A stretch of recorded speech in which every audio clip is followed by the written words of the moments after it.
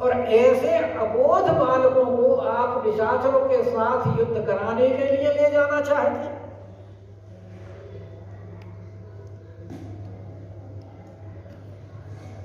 विश्वामित्र तो पहले ही कह चुके थे कि महाराज मोह और अज्ञान को त्याग करके दे दीजिए। तो बोले कि ये अब जो बोल रहे हैं ये मोह और अज्ञान के कारण बोल रहे हैं, क्योंकि पुत्रों के प्रति इनका मोह है और इनकी शक्ति के प्रति इनका अज्ञान है। तभी तो दोहे में उन्होंने कहा था ना कि देहु भूप मन हर्षित अरे तजहु मोह अज्ञान। तो महाराज दशरथ जी की इस वाणी से विश्वामित्र जी अप्रसन्न नहीं हुए, क्योंकि वो उनके हृदय के प्रेम को पहचान रहे कि राम जी के प्रति इनका प्रेम अगाध, इसलिए हृदय हर्ष माना।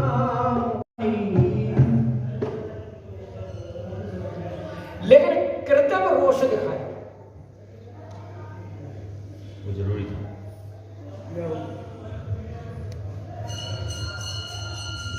और कई बार कृत्रिम चीजें काम कर जाती हैं।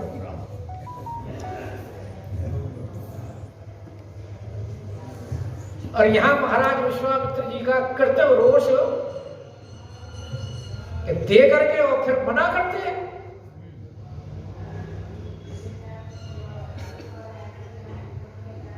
तो वशिष्ठ जी ने फिर तब वशिष्ठ बहुविधि समझा। वशिष्ठ जी बोले महाराज दशरथ से इनको बात सुनो और एक तरफ ले गए, क्योंकि जो बात होती है गुप्त वो एकांत में ही की जाती है,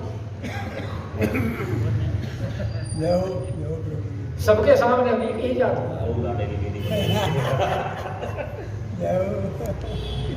और फिर बहुत प्रकार से उनको समझाया, बहुविधि।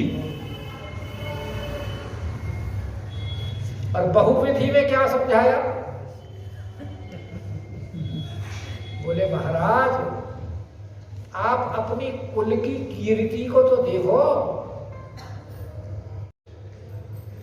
क्या है? रघुकुल रीत सदा चली आई, प्राण जाए हर प्राण जाए वर वचन न जाए। महाराज इससे तो कुल की कीर्ति को बट्टा लगेगा।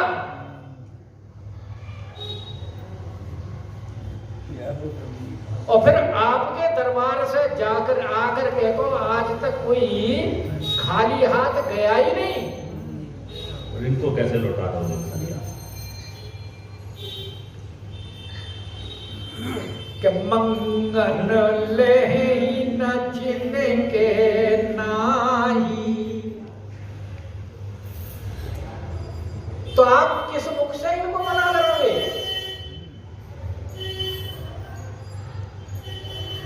और फिर आप तो इनके ऐश्वर्य को जानते हैं। जब इनका जन्म हुआ था उस समय हमने भी बताया था, नामकरण संस्कार पर भी बताया। और ये तो आपके जो पूर्व जन्म में आपने जो तप किया था मनुष्य रूपा रूप में, उस समय जो वरदान मांगा था उस वरदान के फलस्वरूप ही तो ये आपके पुत्र। ये कोई साधारण बालक है क्या?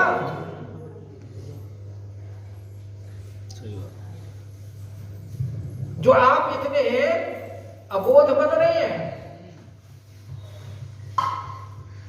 किसके कारण? मोह के कारण।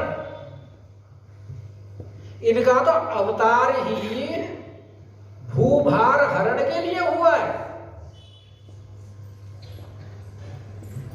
और फिर विश्वामित्र,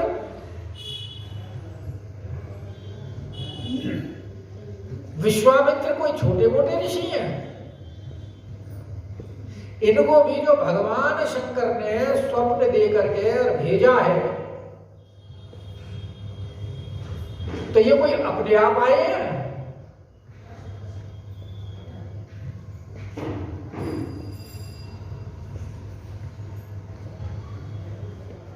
और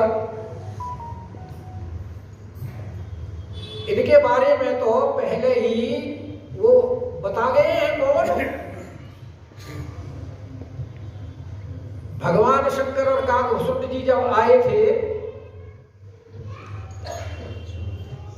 तो उस समय बता गए थे इनके तो ब्याह होंगे, मुनि के द्वारा करवाएंगे।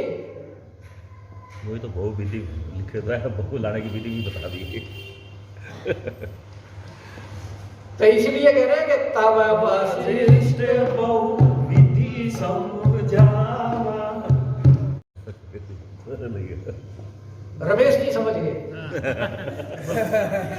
बहु लाने की विधि, बहु विधि का मतलब बहु लाने की विधि तो विश्वामित्र जी ही बताएंगे। बहु विधि ये मतलब है, बहु की विधि, लाने की विधि। क्योंकि हम मुस्कुरा रहे थे बहु विधि की बात है। बटर वाला काम बता सकते नहीं, इसमें बटर नहीं है, ये मुझे कौन सा सस्ता नहीं है। मैं क्या बटरिंग वाला काम इनके यहाँ बता फिक्स सकते रेट है, एक दाम। बटरिंग वाला काम बता सकते हैं, वो क्या करता है। नहीं आपको दे देंगे। आपको तो फ्री भी दे देंगे, चिंता क्यों करते हो। अब तो कंसेशन करना ही पड़ेगा इनको। अब तो कंस्ट्रक्शन करना पड़ेगा। तब वशिष्ठ बहु विधि समझावा। जो कि अभी जो यहाँ मंत्रणा चल रही थी, गोष्ठी जो हो रही थी कि बच्चों का विवाह संस्कार कैसे होगा, देखो वो इन्हीं के माध्यम से ही होगा।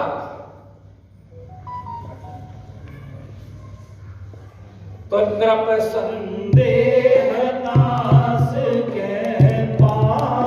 जब महाराज वशिष्ठ जी ने बहुत प्रकार से उनको समझाया, तब राजा का संदेह दूर, क्योंकि अब तक तो माधुर्य में भूले हुए थे, अब उनको उनके ऐश्वर्य का भी ज्ञान हुआ। तो माधुर्य वस्तु ऐसी है कि वो ऐश्वर्य को,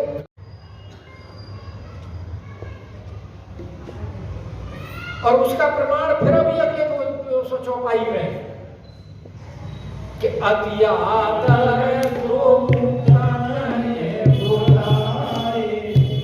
तो वहां उस समय चारों पुत्र, क्योंकि वहां से कहीं गए नहीं है, चारों को ही तो विश्वामित्र जी के चरणों में उनको मिला था आशीर्वाद के लिए। लेकिन विश्वामित्र जी ने 2 मांगे हैं, तो इसलिए दोनों को बुलाया। तो इससे भी ये प्रमाणित होता है, बुलाए का मतलब है कि वशिष्ठ जी और दशरथ जी अलग हैं, उस समय वहां नहीं है जहां विश्वामित्र इत्यादि और बालक हैं, तभी तो बुलाया। और फिर बुला करके हृदय लाई, अपने हृदय से लगाया, और जैसे ही हृदय से लगाया फिर माधुर्य हावी हो गया।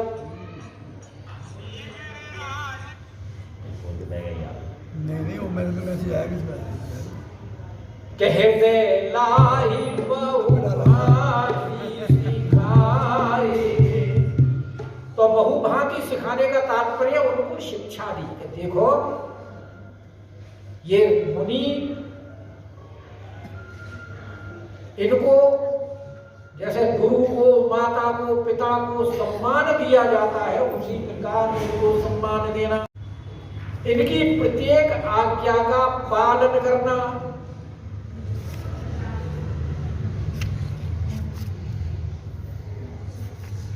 क्योंकि गुरु की, माता की, पिता की और प्रभु की जो वाणी है उसका बिना विचार करके ही पालन करना चाहिए।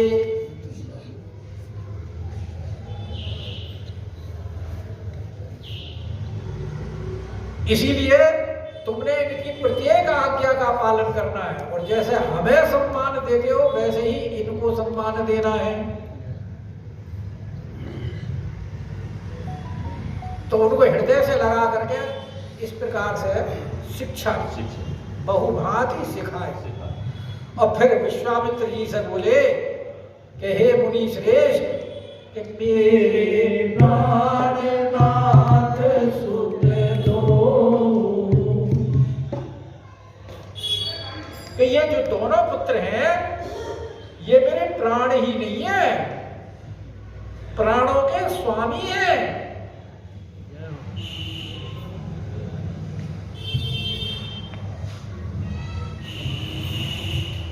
इसलिए इनको आप मेरा पुत्र मत समझो, क्योंकि इनके बिना मैं शरीर धारण करने में असमर्थ हूं, नहीं कर सकता।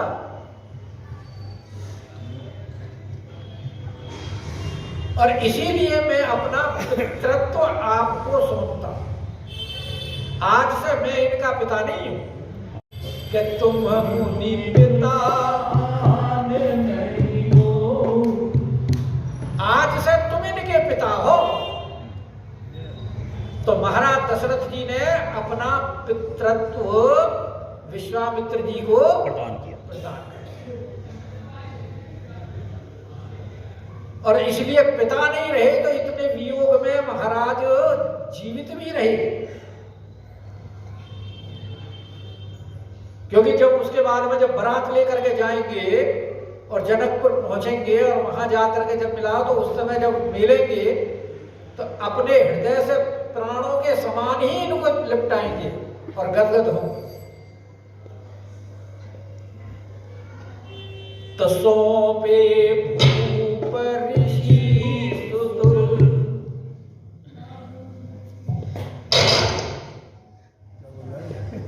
महाराज दशरथ जी ने विश्वामित्र जी को पुत्र सौंप दिए और बहुविधि देहि आशीष, और नाना प्रकार से आशीर्वाद दिया। अच्छा, पिता ने तो कह दिया जाओ, तो माता जी से भी तो आज्ञा लेनी है ना। तो जननी भवन गए प्रभु, तो फिर राजमहल में पहुंचे। और राजमहल में जननी महल का तात्पर्य मां कौशल्या और मां सुमित्रा, क्योंकि लखनलाल जी तो सुमित्रा कौशल्या, या दोनों को दोनों से। और प्रभु चले नाई पद सी, और चरणों में प्रणाम करके और चल दिए, आज्ञा नहीं ली, प्रणाम करके चल दिए।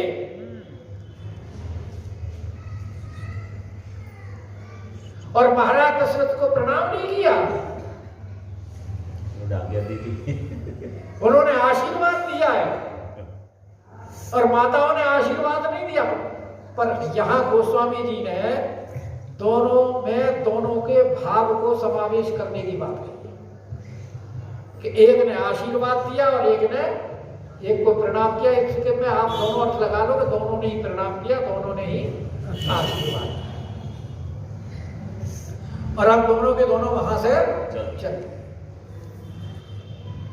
और वैसे माता भी, क्योंकि कौशल्या माता तो जानती है भगवान के ऐश्वर्य के बारे में, उन्होंने तो वैसे भी मना नहीं करना था, क्योंकि जब वो पालने में नहला धुला करके सुलाने आई थी उस समय भगवान ने अपना रूप दिखा दिया था कि हम क्या हैं, और वहां ये वचन भी ले लिया था कि आप हमारे बारे में किसी को बताएं भी नहीं। तो कौशल्या जी ने तो वैसे भी मना नहीं करना था, वो उनके ऐश्वर्य के बारे में जानती। तब वहां से के पुरुष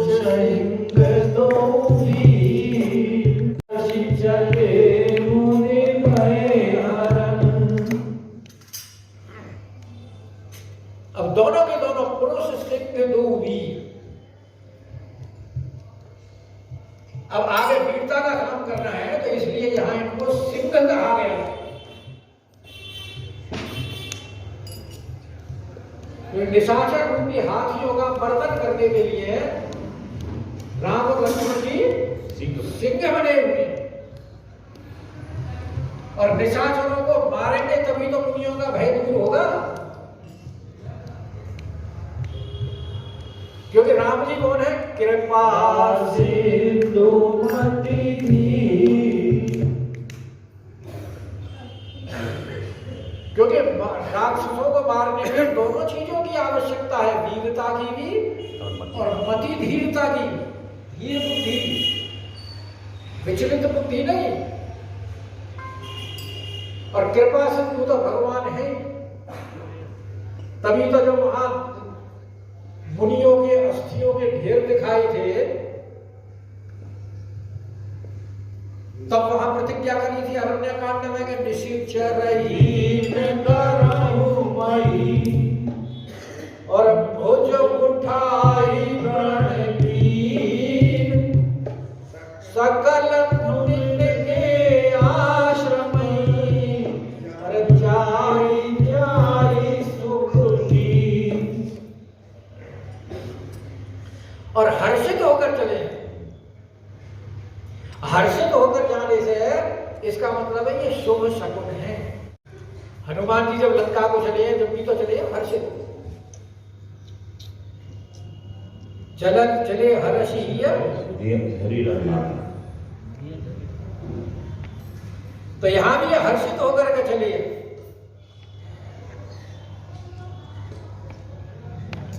और हनुमान जी भी सुरसा को वो जो क्या नाम हो जो समुद्र में रहती थी सिंगिका, तो वहां भी तो वो मार करके चले। मति धीरा बार हिंदी पार मति धीरा। तो इसमें वीरता की भी आवश्यकता है और धीरता की भी आवश्यकता है। तो यहाँ भी अब इन्होंने निशाचरों का वध करना है, इसलिए कृपा सिंधु मति दीन। और ये तो भगवान की एक नरनाट्य लीला है, क्योंकि वो है कौन? अखिल विश्व कारण करण। क्योंकि वो कार्य भी वही है और कारण भी वही है। निमित्त कारण भी वही है, उपादान कारण भी वही है।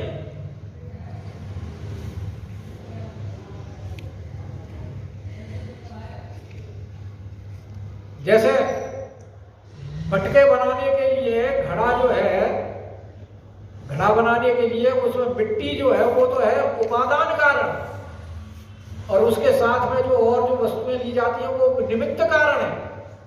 तो यहाँ संसार की सृष्टि में तो भगवान ही निमित्त, अलग नहीं है। अखिल विश्व कारण करण, कारण भी यही है और कार्य भी यही है, क्योंकि ये कारण के भी कारण है।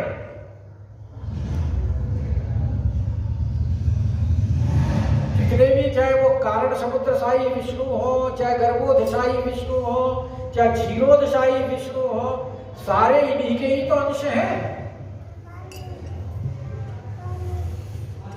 वाले अनंत कोटि ब्रह्मांडों की रचना के लिए विविध रूप धारण करते हैं।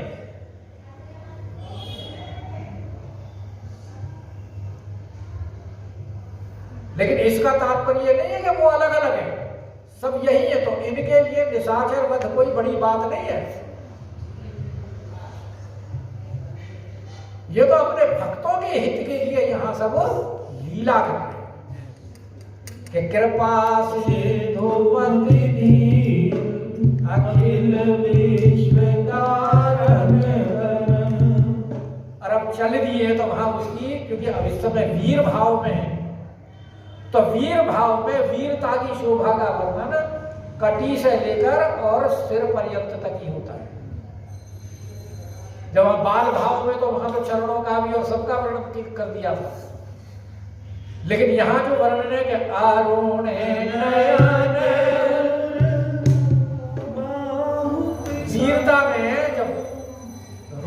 वीरता में रोष भी प्रकट करना होता है तो उस समय नेत्र कैसे हो जाते हैं? अरुण समान। तो नेत्र कैसे है? अरुण नयन और भुजाएं अनुभाव। तो ये उनकी वीरता और धीरता है कि नीले जलज तनु श्याम तमाला। और उनका वर्ण कैसा है? नीलांबर श्यामल कोमलांगम। यहाँ सीता समारोह नहीं है बाप भाग। नीलाम भुजग श्यामल, बस इतना ही बहुत है। शुरू करोगे तो नीलाम भुजग श्यामल, यहाँ तो इतना ही है बस, नीलाम भुज श्यामल कोमलांगम। अभी सीता साथ नहीं है, वो तो आएंगी। तो यहाँ कुछ सत्य कहते हैं, यहाँ जलज नहीं जलद गोस्वामी ने लिखना चाहिए था, क्योंकि कृपा सिंधु है। ऊपर कह रहे हैं कृपा सिंधु, और जलद जो होता है बादल, और यह तमाल वृक्ष, ये दोनों के परोपकार करने वाले हैं। लेकिन यहां गोस्वामी पाद जलज कह करके उनकी कोमलता, जैसे कमल कोमल होता है, उनकी कोमलता का वर्णन कर रहे हैं। नील जलज तनु श्याम तमाला। और तमाल का वृक्ष श्याम रंग का होता है। दो तरह के होते हैं तमाल भी, एक श्याम तमाल होता है और एक साधारण तमाल। तो श्याम तमाल बिल्कुल आबनूस की तरह काला होता है। इधर यमुना के तट पे जो हमारे ग्रंथ हैं भागवत इत्यादि, उनमें बहुत वर्णन है श्याम तमाल का। तो भगवान का रूप जो है वो रंग वो श्याम तमाल और नीले कमल के समान है। नील सरोरुह नीलधर श्याम, तीनों ही है, जलज भी, सरोरुह मणि भी, और नीलधर नीलधर, वह तीनों ही वर्णन किए हैं। आगे वर्णन करें कटी पट पीत कसे परमाता। और कमर में उन्होंने पीला वस्त्र धारण किया हुआ है। और वैसे भगवान का एक नाम पीतांबर भी है,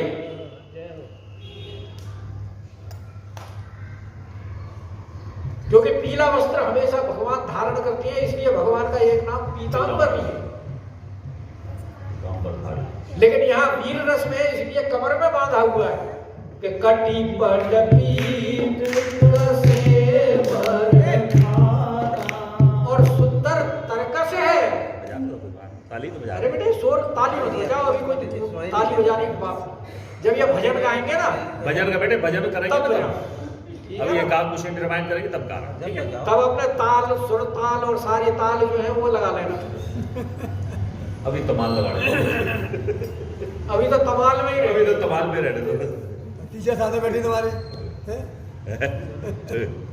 कि कटी पतपी। और भाथा का मतलब जो उनका तर्कस है, उसमें ऐसे द्वितीय बाण है जो कभी लक्ष्य भेद से चूकते नहीं। इसलिए उनको गाय कर रुचिर चाप सायक दुहाता। और उनके दोनों हाथों में सुंदर धनुष और बाण है। और धनुष ऐसा है उनका कि जो किसी के द्वारा कांटे से नहीं कटे। बाण अपना लक्ष्य भेद करके पुनः तर्कस में प्रवेश कर जाते हैं।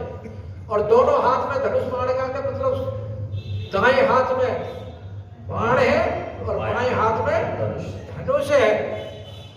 श्याम गौर सुंदर दो भाई। तो यहाँ राम जी के जो वीर रस का वर्णन किया है वही आप लक्षण में आरोपित कर लेना, क्योंकि यहाँ दोनों का कह दिया कि श्याम गौर। गौर से लखनलाल जी का भी वही शोभा वर्णन है और श्याम से राम जी का वही शोभा वर्णन। श्याम गौर सुंदर दो भाई और विश्वामित्र महादेवी।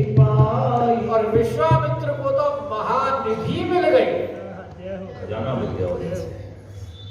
निधि का मतलब अष्ट सिद्धि 9 निधि होती है, और 9 निधि में एक नील होता है, एक पद्म होता है। तो नील निधि में तो राम जी मिल गए और पद्म में गोरे लखनलाल जी मिल गए, इसलिए महानिधि हो गई। क्योंकि वो राजा ने कहा था कि आपको पूर्व कोष जो चाहिए वो ले लिए। खजाने में तो होती है निधियां,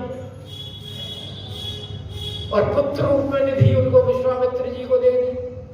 और संतों को सबसे बड़ी संतों की निधि क्या है? भगवान। और विश्वामित्र जी को भगवान की प्राप्ति हो गई।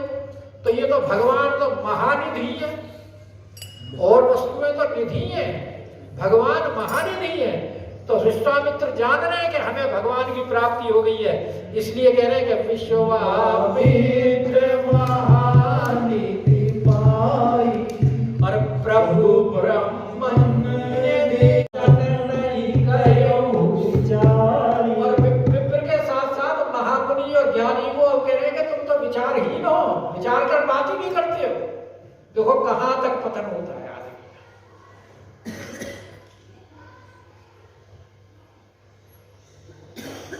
और कह रहे हैं कि मांगहु भूमि धेनु धन कोशा। अरे अगर आपने मांगना ही है तो राजाओं में इस दृष्टि में सबसे ज्यादा मूल्यवान वस्तु क्या होती है? भूमि। क्योंकि अपने राज्य के विस्तार के लिए ही वो सारे जीवन युद्ध करते रहते और उसकी रक्षा में ही लगे रहते। तो बोले महाराज भूमि मांग लीजिए। और बोले देखो ऋषि मुनियों को तो खैर अपने यज्ञ के लिए गायों की आवश्यकता होती है, क्योंकि गाय के माध्यम से ही यज्ञ होता है। और फिर उन्होंने कहा भी था कि भाई निशाचर हमको सता रहे, यज्ञ नहीं करने देते, और यज्ञ ना करने से संसार का अहित हो रहा है,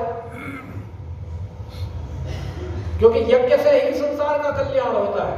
यज्ञ से जो धुआं उठता है उस धुएं से बादल बनते हैं, और बादलों से फिर वृष्टि होती है, और जब वृष्टि होगी तभी तो धन धान्य उत्पन्न होगा, और धन धान्य उत्पन्न होगा तो प्रजा का पालन होगा। तो महाराज आपके यज्ञ में जो हो रही है उसके लिए आप गाय ले जाइए हमसे। कि मांगहु भूमि धेनु, और राजा के 8 अंग होते हैं, 8 अंग में एक कोष भी होता है। तो बोले आप धन ले लीजिए, और इसके अलावा भी क्योंकि आप जो मैं जान गया कि भगवान ब्रह्मण्य देव है। ब्रह्मण्य देव का तात्पर्य ब्राह्मण है, देव जिसके।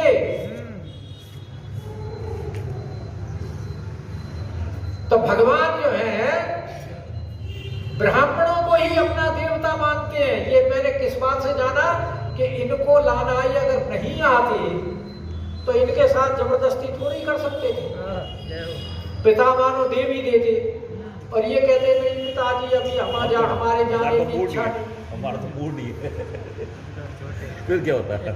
तो हमारे वचनों को रखने के लिए, हमारे मन को रखने के लिए तो ये हमारे साथ चल दिए।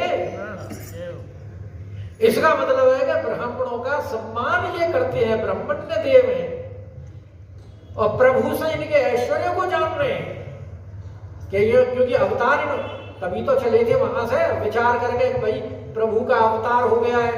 तो ये बात तो विश्वामित्र जी जान रहे हैं, इसलिए कह रहे हैं कि प्रभु ब्रह्मण्य। राम और लक्ष्मण को ब्रह्मण्य को प्रभु जानते हैं, इसलिए कह रहे हैं प्रभु ब्रह्मण्य देव में जाना। और कैसे जाना? कि वो ही नीति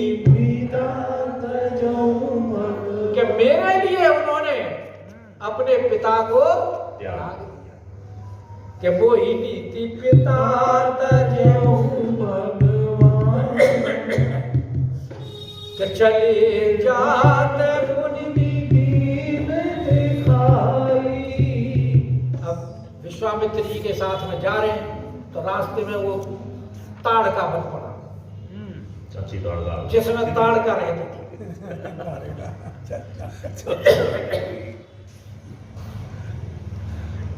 तो वो जब उन्होंने कहा तो वो ताड़का उनको दिखाई दे गई।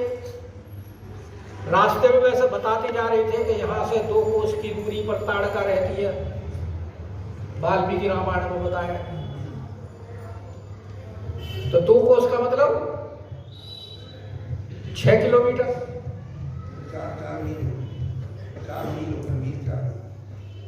हाँ, 1 कोस कितने मील के बराबर होता है? एक कोस 3 किलोमीटर। 3 किलोमीटर। हाँ, 1 कोस 3 किलोमीटर। 3 किलोमीटर नहीं, उसमें लिखा है कि आधे उसके योजन के दूर पर रहती है वाल्मीकि रामायण। तो एक आधे योजन का मतलब 2 कोस हो गए ना, तो 2 कोस का मतलब 6 किलोमीटर। और जब जा रहे थे तो वो दिखाई दे गई। तो चले जात मुनि दीन दिखाई, वो ताड़का वन दिखाया तो वो ताड़का भी दिखाई दे गई। तो बोले यही है जो ऋषि मुनियों को मार करके खा जाती है और बड़ी प्रबल है। इसको शराब के वशीभूत ये गंधर्वनी थी और गंधर्वनी से वो यक्षिणी थी, यक्षिणी से ये अब राक्षसी हो गई। तो सुनी ताड़का, और ये बता रहे थे राम जी को, इतने में ताड़का ने भी इनकी आवाज सुन ली।